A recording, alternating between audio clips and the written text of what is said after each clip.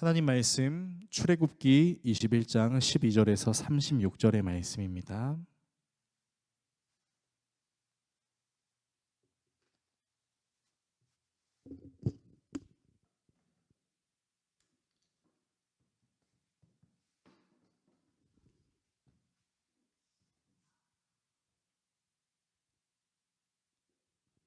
구약성경 113페이지 정도에 있는 출애굽기 21장 12절에서 36절까지의 말씀을 한 절씩 교독하시고 마지막 절은 같이 읽겠습니다. 다 찾으신 줄로 알고 하나님의 말씀을 읽겠습니다. 사람을 쳐 죽인 자는 반드시 죽일 것이나 만일 사람이 고의적으로 한 것이 아니라 나 하나님이 사람을 그의 손에 넘기는 것이면 내가 그를 위하여 한 곳을 정하리니 그 사람이 그리로 도망할 것이며 사람이 그의 이웃을 고의로 죽였으면 너는 그를 내 제단에서라도 잡아내려 죽일지니라. 자기 아버지나 어머니를 치는 자는 반드시 죽일지니라. 사람을 납치한 자가 그 사람을 팔았든지 자기 수하에 두었든지 그를 반드시 죽일지니라. 자기의 아버지나 어머니를 저주하는 자는 반드시 죽일지니라. 사람이 서로 싸우다가 하나가 돌이나 주먹으로 그의 상대방을 쳤으나 그가 죽지 않고 자리에 누웠다가 지팡이를 짚고 일어나 걸으면 그를 친 자가 형벌은 면하되 그가 내 손해를 배상하고 그가 완치되게 할 것이니라. 사람이 매로 그 남종이나 여종을 쳐서 당장에 죽으면 반드시 형벌을 받으려니와 그가 하루나 이틀을 연명하면 형벌을 면하리니 그는 상전의 재산임이라.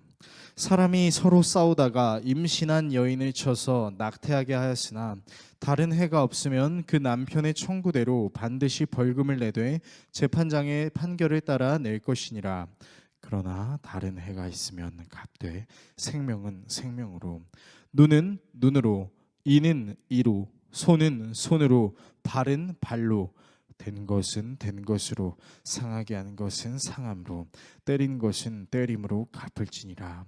사람이 그 남종의 한 눈이나 여종의 한 눈을 쳐서 상하게 하면 그 눈에 대한 보상으로 그를 놓아줄 것이며 그 남종의 이나 여종의 이를 쳐서 빠뜨리면 그 이에 대한 보상으로 그를 놓아줄지니라.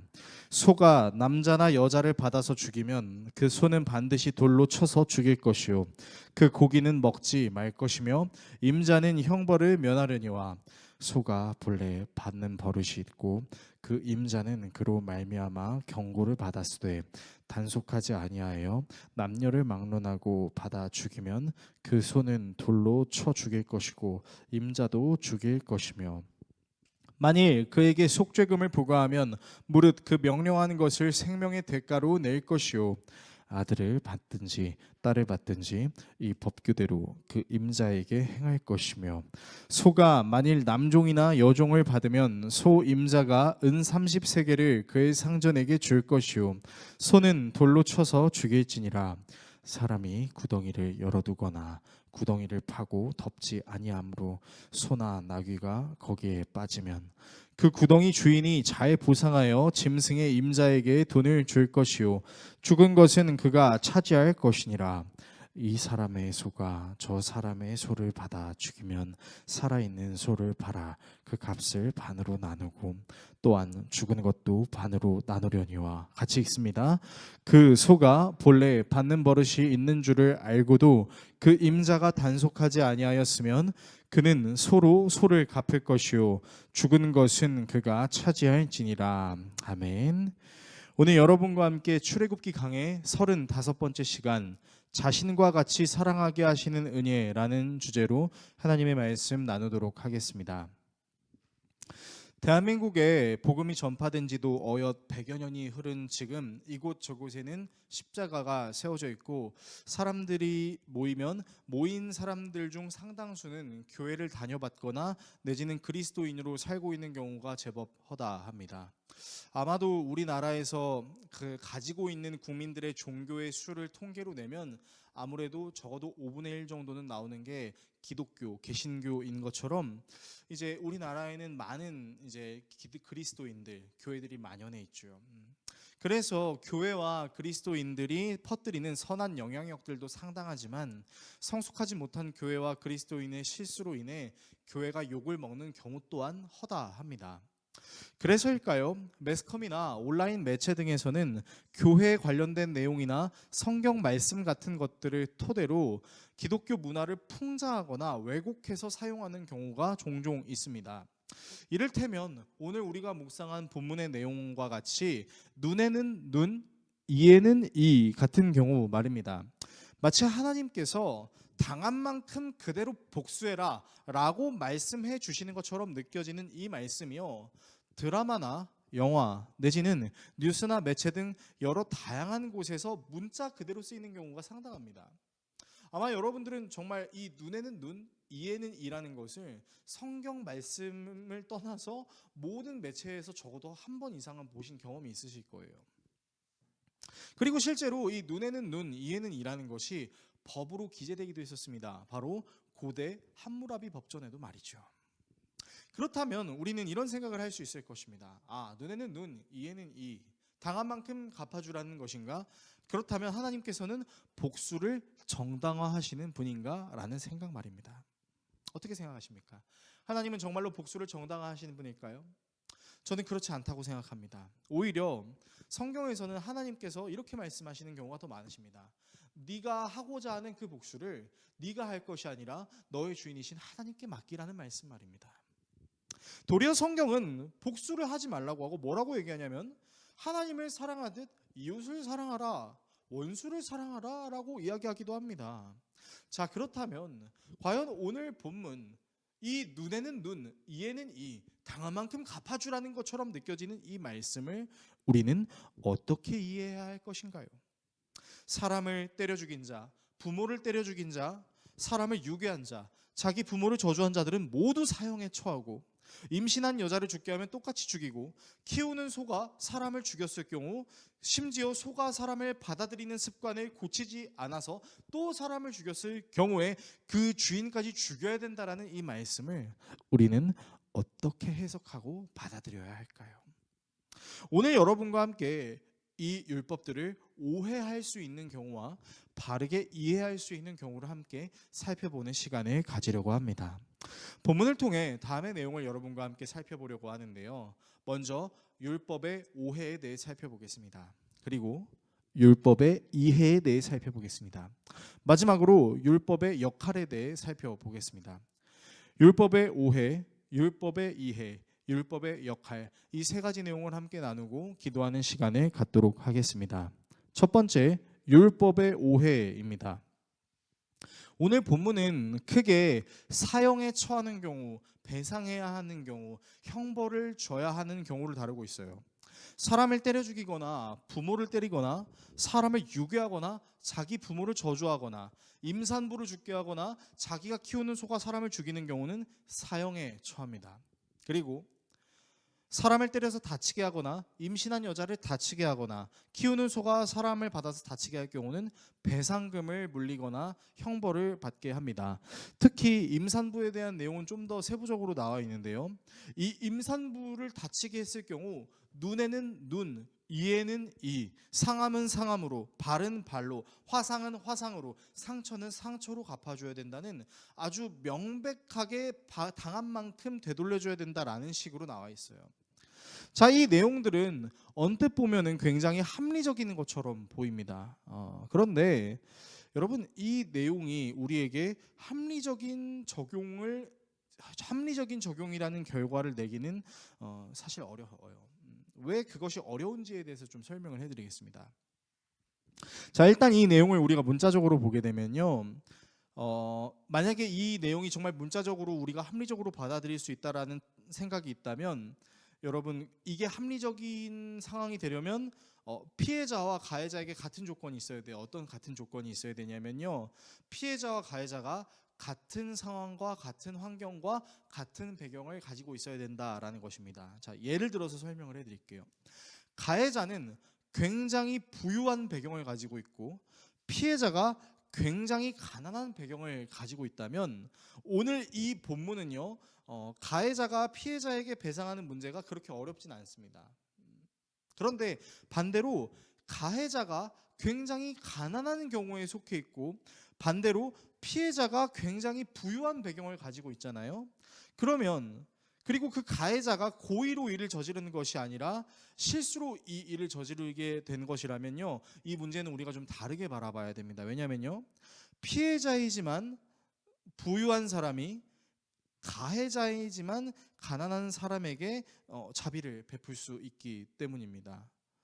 자, 그러나 이 부분을 생각하지 않고 율법에 당한 대로 되갚아 주라고 나와 있으니까 피해자가 아량을 베풀어 줄 수 있음에도 불구하고 가해자에게 똑같은 위해를 가한다고 하면, 그리고 가해자가 입은 피해를 스스로 복구할 수 없는 어려움이 있다면 사실 가해자의 입장에선 고의로 그 사람에게 피해를 준 것이 아님에도 불구하고 용서받을 수 있는 기회조차 없어지게 되는 거죠. 그래서 우리는 알아야 되는 것이 지금 하나님께서 말씀하시는 이 그 어떤 배상, 형벌, 어떤 그 사형에 이르는 이 율법들을 내가 당했으니까 당한 만큼 너에게 돌려주겠다라고 이해해야 해서는 안 되는 본문이다라는 것을 말씀드리는 거예요. 왜냐면요, 여러분, 세상도 그렇게 하지 않습니다. 세상도 당한 만큼 똑같이 되돌려주는 것이 아니라 오히려 피해자가 가해자를 감싸주는 경우도 있기 때문입니다. 2012년 2월 25일에 있었던 일이에요. 2012년 2월 25일 오후 5시 42분경에 서울 중구 장충동 신라 호텔 앞에 있던 모범 택시가 갑작스런 급발진으로 인해서 유리문을 들이받은 사고가 있었습니다. 그리고 이 사고로 유리문 대여섯 개가 파손되고 그 주변에 서 있었던 직원과 고객 등 한 4명 정도가 큰 부상을 입었어요. 당시 그 택시 기사였던 홍모 씨는 경찰에게 급발진이었다, 내가 한 것이 아니다 라고 고의가 아니었음을 주장했었고요. 또 그의 이제 피해자였던 그 신라호텔의 사장이었던 당시 그 이부진 씨는 이 사람이 과연 이 모든 배상금을 갚을 수 있는 능력이 있는지를 살펴봤는데 그러지 않았었던 거예요.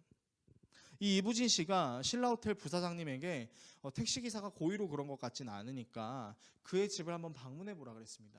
그래서 이 부사장님이 택시기사의 집을 방문했는데 그 집이 하필 또 반지하였던 것이죠. 그리고 그 반지하였던 곳에서 정말 그 알아 누워 있는 그 택시기사의 모습을 보고 부사장님이 이제 이부진 씨한테 갚을 능력이 없어 보입니다라고 얘기를 했습니다. 그러자 이 이부진 씨가 특단의 조치를 내렸는데 그것이 무엇이었냐면은 사측이 피해를 직접 해결하는 쪽으로 결론을 내렸다라는 겁니다. 그러니까 택시기사에게 보상해라, 배상해라 라고 얘기하지 않고 배상하지 않아도 된다, 우리 측에서 모든 피해들을 복구하겠다라고 얘기를 한 것이죠. 여러분, 이 미담이 당시에 굉장히 유명한 미담이 됐었고 노블리스 오블리제다, 오히려 피해자가 가해자를 감싼다라는 등으로 엄청 뉴스에 도배됐던 적이 있었어요. 그래서 이 미담은 우리에게 힘이 있는 피해자가 힘이 없는 가해자를 감싸는 자비가 무엇인지에 대해 알려준 것이죠. 여러분, 세상도 이렇습니다. 세상에 무조건 악함만 있는 것이 아닙니다. 세상에도요, 힘이 있는 피해자가 힘이 없는 가해자를 감싸주는 경우가 있습니다. 우리가 믿는 하나님도 마찬가지입니다. 여러분, 하나님은요 절대로 당한 사람들에게 똑같이 되갚아주려는 차원으로 이 율법을 만드신 것이 아닙니다. 그래서 과실치사로 사람을 죽였을 경우에는 오늘 본문의 말씀과 같이 도피성으로 피하게 해주셨고, 피해를 입은 사람들에게는 그에 응당하는 보상을 이제 주라고, 또 형벌을 받아야 하는 자들에게는 그에 응당하는 형벌을 받게끔도 하신 것이죠. 하나님은 생명을 그닥 귀중히 여기시지 않으셔서 나에게 피해 입힌 만큼 상대방에게 복수하라는 차원으로 이 말씀을 하신 것이 아니라는 겁니다. 오히려 하나님은 약자를 보호하시고 강자가 약자를 함부로 할 수 없도록 율법을 제정하신 것입니다. 이 율법을 통해서 모든 사람들이 급을 나누거나 서로를 함부로 하지 않게 하기 위해 하나님께서 만드신 율법으로 보아야 한다는 것이죠. 그래서 여러분, 이 본문의 내용들을 통해서 우리가 확실하게 좀 적용해야 될 부분들이 무엇이냐면요, 하나님의 말씀이 있습니다. 근데 그 하나님의 말씀 안에 담겨져 있는 그 뜻이 무엇일까? 하나님의 의도가 무엇일까라는 것을 생각하고 깊이 고민하지 않은 상태에서 그저 문자적으로 하나님의 말씀을 적용하려고 하는 것에는 큰 위험이 따를 수 있다라는 것입니다. 그 위험은 바로 하나님의 말씀을 왜곡하는 것이죠. 저나 여러분이나 하나님의 말씀을 왜곡하는 것이 아니라 그 하나님의 말씀 안에 담겨져 있는 진짜 의미가 무엇인지를 깨달아 나아갈 수 있는 은혜가 있기를 소망합니다. 두 번째, 율법의 이해입니다. 자, 그런데요, 그럼에도 불구하고 오늘 본문이 우리에게 혼란스러움을 주는 이유는 아마 오늘 본문에 등장하는 눈에는 눈, 이에는 이라는 말씀 때문일 것입니다. 임신한 여자가 눈이 다쳤으면 그 눈을 다치게 한 사람의 눈은 똑같이 상하게 하고, 손은 손, 발은 발, 화상은 화상, 상처는 상처, 멍은 멍, 목숨은 목숨으로 갚으라는 이 말씀이 마치 당한 만큼 똑같이 돌려줘야 돼라는 것처럼 보이기 쉽기 때문이죠. 그러니까 마치 이 본문을 문자적으로 보게 되면 하나님께서 우리로 하여금 복수하는 것을 허용하시는 것처럼 느껴진다라는 것입니다. 여러분, 정말 하나님께서 복수를 정당화하시기 위해 이런 말씀을 우리에게 주시는 것일까요? 그런데 우리는 복수의 특성을 알고 있습니다. 여러분, 복수의 특성이 무엇이죠? 복수는 끝이 없어요. A가 B에게 피해를 입었습니다. 그래서 A의 후손이 이를 빠득빠득합니다. 내 아버지의 어머니의 복수를 하겠어. 그래서 그 다음 세대가 이제 B에게 복수를 합니다. 그러면 B가 당했죠. 그럼 B의 후손들이 뭐 하겠어요? 그냥 가만히 있겠어요? 아니에요. 내 아버지 어머니를 상하게 한 A를 복수하겠어. 여러분, 복수는 끝이 없어요. 이쪽에서 이쪽으로 복수를 하면 이쪽에서 이쪽으로 복수를 합니다. 한 대 맞으면 두 대 때려야 되고, 두 대 맞으면 세 대를 때려야 돼요. 여러분, 그런 차원에서 하나님은 우리에게 복수를 허용하시는 분은 아닌 것 같습니다. 왜냐하면 계속해서 죄를 낳게 만드는 시스템 같잖아요. 그리고 우리는 2주 전 남자 종과 여자 종에 대한 그 말씀을 살펴봤었죠. 그때 주인이 종에게 행해야 됐던 그 하나님의 율법을 여러분들 한번 생각해 보세요. 여러분, 사실 주인의 입장에서 미치고 펄쩍 뛸 노릇이에요. 평생을 일해도 갚지 못할 그 빚을 몇 년 만에 탕감시켜줬어요? 6년 만에 탕감시켜주고 7년째에 어떻게 해줘요? 자유하게 해줘요. 근데 그냥 자유하게 해줘요? 아니에요. 노잣돈도 주죠. 쌈짓돈도 줘요. 나중에 네가 사업을 하든 무엇을 하든 보태라고 돈도 줘요. 여러분, 이게 하나님의 말씀이었죠. 이 하나님의 말씀을 생각한다면, 자유를 보장하시고 우리를 사랑하시는 그 하나님의 말씀을 생각한다면, 하나님은 우리에게 복수를 종용하시고 복수의 문화를 조장하시는 분이라고 우리는 감히 상상할 수가 없는 것입니다. 그렇다면 오늘 본문에 등장하는 눈에는 눈, 이에는 이, 이거를 도대체 우리가 어떻게 받아들여야 될까요? 여러분, 이 말씀은요, 의외로 매우 쉽게 적용할 수 있는 말씀입니다. 자, 여기에 계신 여러분을 토대로 제가 좀 설명을 해드릴게요. 자, 제가 박영미 집사님의 눈을 한번 세게 때렸다고 한번 가정을 해보겠습니다. 그래서 이제 박영미 집사님의 눈이 멍이 들었어요. 근데 이제 오늘 말씀에 의거해서 이제 박영미 집사님에게도 복수의 기회가 있는 거죠. 그래서 제 눈을 빵 때렸어요. 그래서 뭐 이제 제가 한 번 때리면 되는 그 위력과 박영민 집사님은 저의 한 대에 한 10대는 때리셔야 같은 위력이 나올 테니까 한 10대 정도를 더 때렸어요. 그래서 박영민 집사님 눈에 멍이 든 것처럼 제 눈에도 멍이 들었습니다. 자, 여기서 여러분께 질문을 드릴게요. 저는 박영민 집사님의 눈에 상해를 입혔습니다. 그 대가로 저에게 주어진 것이 무엇이죠? 바로 제 눈이 상하게 되는 대가를 받게 됐습니다. 자, 또 반대의 또 다른 예를 들어봅시다. 제가 우리 양덕진 장로님의 치아를 때렸습니다. 그래서 임플란트를 하셔야 되는 상황이 왔어요. 그래서 오늘의 말씀에 의거해서 양덕진 장로님도 똑같이 제가 임플란트를 할 수밖에 없게 제 치아를 상하게 하셨습니다. 또 질문 드리겠습니다. 제가 장로님의 이를 상하게 했어요. 그 대가로 얻은 것이 무엇이죠? 제 이가 상하는 대가를 얻은 거예요. 이제 좀 아시겠습니까? 여러분, 제가 타인을 상하게 하면은 무엇이 상하죠? 제가 상해요. 마치 거울을 보는 듯한 느낌으로 제가 타인을 상하게 하면 누가 상하게 되냐면 제가 상하게 되는 겁니다. 여러분, 이 원리를 다른 말로 표현하면 어떻게 되는 거냐면요, 내 이웃을 상하게 하면 내가 상한다예요. 이 말인즉슨 내 이웃은 나 자신과 같은 존재다라는 거죠. 즉 하나님께서 이스라엘에게 눈에는 눈, 이에는 이라는 말씀을 주신 이유는요, 야 네가 당한 대로 똑같이 너한테 갚아줘, 이게 아니라 네가 이웃을 상하게 하는 것처럼 보이지만 사실 그것은 이웃을 상하게 하는 게 아니라 너 자신을 상하게 하는 거야 라고 하나님께서 가르쳐 주시는 거죠. 상대방이 다치게 되면 나 자신이 다치게 된다는 원리, 즉 상대방은 나와 같은 존재이자 하나님의 형상이라는 것을 알게 하시는 겁니다. 특히 임산부의 경우는 생명을 잉태하고 있는 생명체로서, 또 생명을 살게 하는 생명체로서 더욱 존귀한 하나님의 형상의 역할을 하지 않습니까? 또한 상대방이 나와 같은 존재라는 사실이 우리에게 주는 또 다른 깨달음이 있습니다. 그게 뭐냐면요, 사회적 신분과 집안의 배경을 뛰어넘어 우리 모두는 하나님 앞에서 사실은 다 평등하고 똑같은 존재라는 겁니다. 세상에는 신분이 있습니다. 뭐 물질을 많이 가졌든 명예로운 자리에 있든 그런 것들을 따라 사람의 급을 나누죠. 차등한다라는 것이죠. 내가 가진 것이 많을 때 내가 높은 곳에 있는 것 같고, 내가 가진 것이 적을 때 나는 뭐 중상층도 안 되는 하층민 같은 느낌을 받게 되는 것이죠. 그런데 하나님의 말씀은 그게 아니라는 거예요.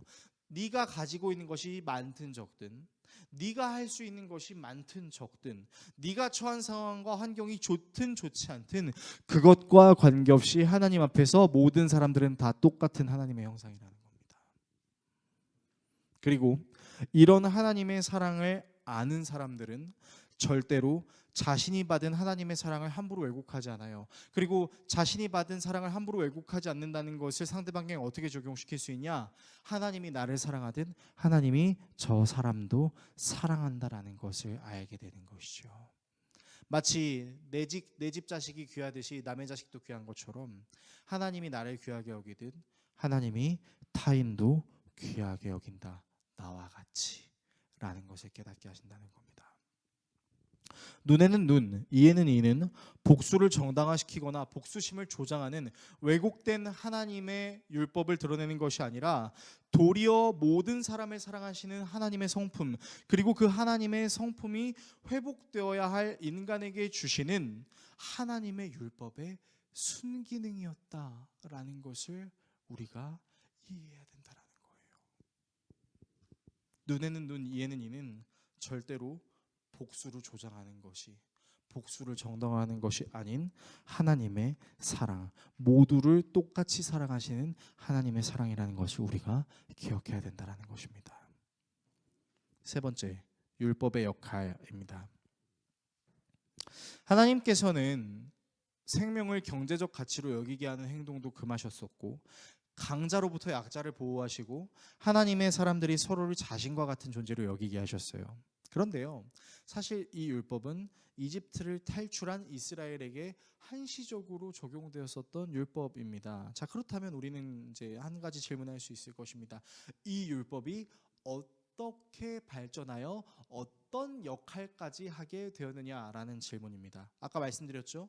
이 율법은 당시 출애굽했던 이스라엘 사람들에게 주신 하나님의 율법이었다고요. 근데 이 율법이 그 모습을 가지고 있었던 것이 아니라 더 발전했다고요.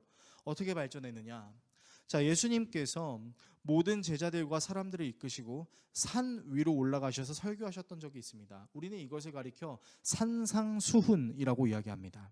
마태복음 5장에서 7장 정도의 이 내용들이 기록되어 있는데요. 예수님께서는 이 산상수훈의 설교의 내용에서 이런 설교를 하신 적이 있었습니다. 마태복음 5장 38절 후반부를 제가 읽어드리겠습니다. 눈은 눈으로 이는 이로 갚아라 하고 말하는 것을 너희는 들었다. 그러나 나는 너희에게 말한다. 악한 사람에게 맞서지 말아라. 누가 너의 오른쪽 뺨을 치거든 왼쪽 뺨마저 돌려대어라. 내 이웃을 사랑하고 내 원수를 미워하여라 하고 말하는 것을 너희는 들었다. 그러나 나는 너희에게 말한다. 너희 원수를 사랑하고 너희를 박해하는 사람을 위하여 기도하여라. 그래야만 너희가 하늘에 계신 너희 아버지의 자녀가 될 것이다. 아버지께서는 악한 사람에게나 선한 사람에게나 똑같이 해를 떠오르게 하시고 의로운 사람에게나 불의한 사람에게나 똑같이 비를 내려주신다. 예수님께서 말씀하셨어요. 얘들아, 너희는 분명히 과거 너희 조상들이 받았던 율법, 눈에는 눈, 이에는 이라는 율법을 알았을 것이다.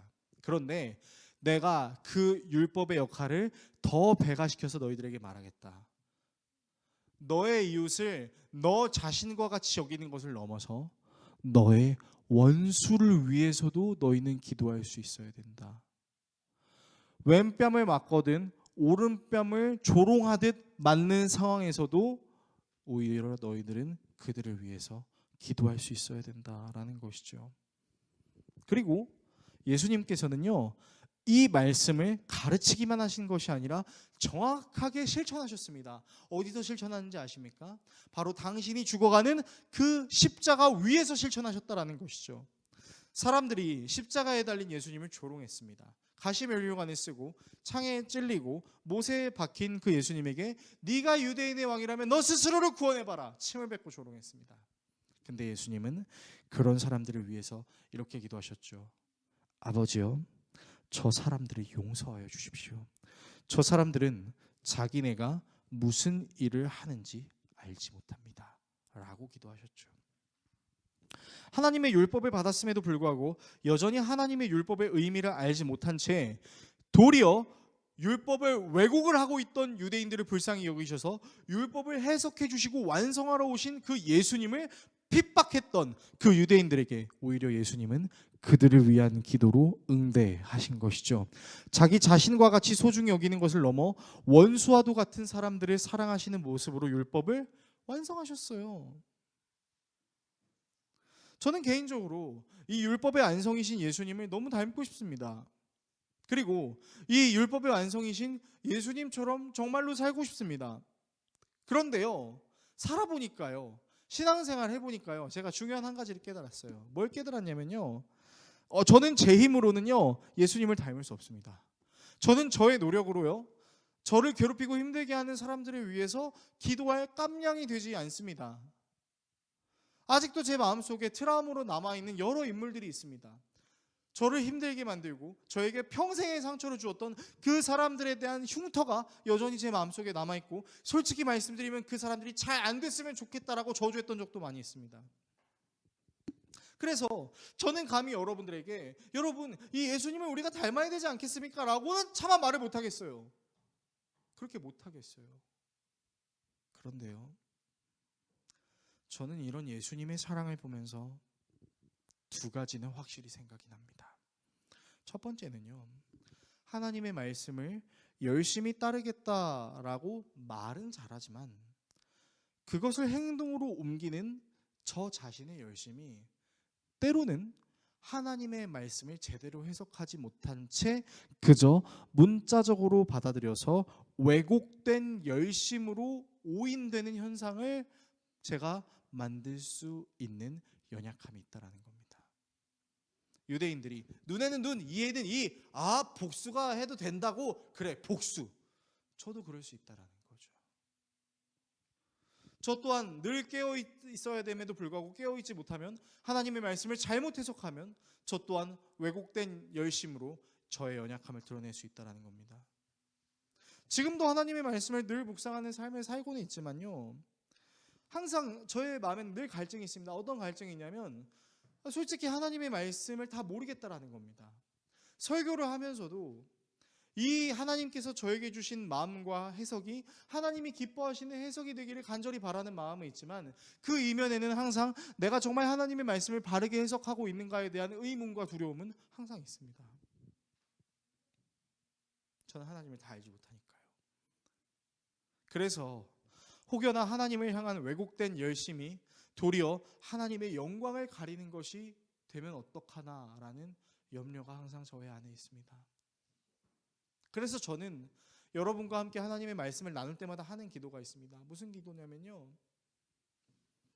저의 연약함은 가리우시고 하나님의 영광만 드러내달라는 기도를 항상 합니다. 여러분, 이 기도는 저의 습관이기도 하지만 저의 겸손을 여러분들에게 드러내는 것이 절대 아닙니다. 저의 솔직한 고백입니다. 하나님의 영광을 드러내는 자리에서 잘못된 말씀 해석과 잘못된 목회적 적용으로 성도들에게 이상한 말씀을 가르치지 않을 수 있도록 이런 저의 연약함은 다 가리워달라고 하나님께 간구하는 마음으로 올라갑니다. 저는 그런 생각도 해봤어요. 만약에 예수님의 시대 때 제가 살고 있었다면, 예수님이 십자가에 달리시던 그 현장에 저 또한 한 명의 유대인으로 그 자리에 있었다면 나는 예수를 찬양했을까 아니면 예수에게 침을 뱉었을까 했을 때 저는 아마 후자였을 겁니다. 저 또한 예수님을 잘 몰라서 예수님께 침을 뱉었을 겁니다. 제가 예수님을 부인하고 제가 예수님을 십자가에 못 박은 것이나 다름없었을 거예요. 그런데 두 번째가 있습니다. 두 번째는요, 그럼에도 불구하고 그런 나의 모든 연약함을 다 자신에게 상달하신 이 예수님의 사랑은 제가 도저히 가늠할 수 없을 정도로 광대하고 크신 사랑이라는 것입니다. 자기 자신과 같이 사랑하는 것을 넘어서 원수까지 사랑하심으로 하나님은 정말로 모든 사람들을 사랑하고 계신다는 거예요. 여러분, 혹시 아까 우리가 산상수훈 말씀 봤잖아요. 여러분, 근데 그 산상수훈 말씀을 다시 한번 보여드릴게요. 다시 보시면요, 예수님의 후반부의 말씀에 이런 말씀이 있어요. 여러분 보시면요, 아버지는 악한 사람에게나 선한 사람에게나 똑같이 해를 떠오르게 하신대요. 의로운 사람에게나 불의한 사람에게나 똑같이 비를 내려주신대요. 여러분, 이것이 하나님을 믿는 사람들의 입장에서 되게 억울할 수 있죠. 아니, 하나님을 안 믿는 사람에게도 똑같이 사랑을 주신다는 게 말이 돼요? 그런데 반대로 생각하면 하나님은 지금도 하나님을 저주하고 미워하는 사람을 위해서도 십자가에 달려 죽으셨다라는 개념이 적용이 될 수 있는 거죠. 자기 자신과 같은 존재인 예수님께 조롱하고 욕하는 그 악한 사람들을 위해서 가장 소중한 아들이신 예수님을 주신 그 하나님의 사랑을 어떻게 우리가 가늠할 수 있겠습니까? 어떻게 우리가 이만큼이라고 얘기할 수 있겠습니까? 그저 그 하나님의 무한하신 사랑 안에 우리가 젖어 들어가는 것뿐이죠. 여러분, 이 두 가지, 제가 말씀드린 이 두 가지 깨달음이 여러분에게도 있다면요, 적어도 우리는요, 그리스도인으로 살아가기 위해서 애쓰다가 실수할 수 있는 것들을 용납하지 못하는 것이 아니라 이해할 수 있게 됩니다. 저 장로님, 저 권사님 정말 열심히 신앙생활 하긴 하시는데 저런 열심에도 잘못이 있을 수 있고 그 잘못을 자기 자신도 시인할 수 있다 라는 것을 이해할 수 있음과 더불어 그렇게 실수해서 넘어지는 우리를 다시 회복시키시고 일으켜 세우셔서 사랑을 실천하게 하시는 하나님의 은혜에 우리는 감격하지 않을 수 없다라는 것까지 알 수 있게 되는 것이죠. 여러분, 율법이란 게 그런 겁니다. 율법은, 하나님의 말씀은 단순히 내 죄를 드러내는 것에서 끝나는 것이 아니라 그런 나를 회복시키시고 그런 나를 완전히 새롭게 하시는 하나님의 은혜라는 겁니다. 그래서 예수님의 별명은 율법의 완성입니다. 나 자신을 사랑하는 것처럼 내 이웃도 나 자신과 같이 여길 수 있게 하신 뿐만 아니라 심지어 원수마저도 사랑하는 그 하나님의 은혜. 여러분, 이것이 하나님의 말씀의 정수입니다. 그리고 그런 하나님의 사랑은 타인이 나와 같은 하나님의 형상을 닮은 존재라는 사실을 인식하게 함과 더불어 타인에게도 원수에게도 하나님의 은혜가 필요하다는 것을 인지하게 해주죠. 그리고 그것을 우리가 잃어버리지 않는다면 우리는 원수를 위해서도 기도할 수 있는 놀라운 기적의 경우를 경험하게 될 것입니다. 설교를 정리하겠습니다. 사랑하는 성도 여러분, 예수님처럼 산다라는 것은 단순히 예수님이 하셨던 그 행동을 나도 따라한다는 것만을 품고 있는 것은 아닙니다.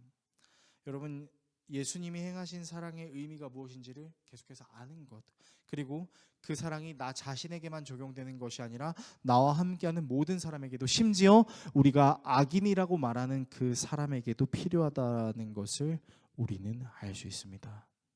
그리고 이 사랑을 실천할 수 있도록 예수님께서 보내주신 분이 계시죠. 바로 성령 하나님이죠. 그 성령 하나님께 오늘도 우리는 간구하는 겁니다. 그리고 그 성령 하나님은 우리를 예수님의 말씀을 기억나게 하실 것이고 그 예수님의 말씀대로 살 수 있는 힘으로 함께 하실 것입니다. 하나님 나라의 영향력은 단순히 불가능이 가능해지는 것을 넘어서서 우리 모두가 하나님의 형상이라는 것을 알게 되는 것, 그리고 우리 모두를 하나님이 사랑하신다는 것을 알게 되는 것, 그리고 그 하나님의 사랑은 나를 사랑하시듯 내 이웃을 사랑하시는 것을 아는 것을 넘어서 원수마저 사랑하게 하신다는 것을 알게 되는 것입니다. 오늘 이 예배를 통해 우리가 얼마나 예수님께 큰 사랑을 받았는지를 다시 기억하는 시간이 될 수 있었으면 좋겠습니다. 그리고 그 사랑이 우리뿐만 아니라 모두에게 전달된다는 것을, 심지어 내가 원수로 여기는 그 사람에게도 전달된다는 사실을, 그래서 우리에게 기적이 있다면 그 기적은 우리의 삶이 잘 되는 기적을 넘어서서 내가 원수로 여기는 존재도 주님이 나를 사랑하시는 것과 같이 주님이 그를 사랑하실 것이다 라는 생각으로 그 원수를 위해서 잠시나마 기도할 수 있는 그 은혜가 우리 모두에게 있을 수 있기를 예수 그리스도의 이름으로 축원합니다.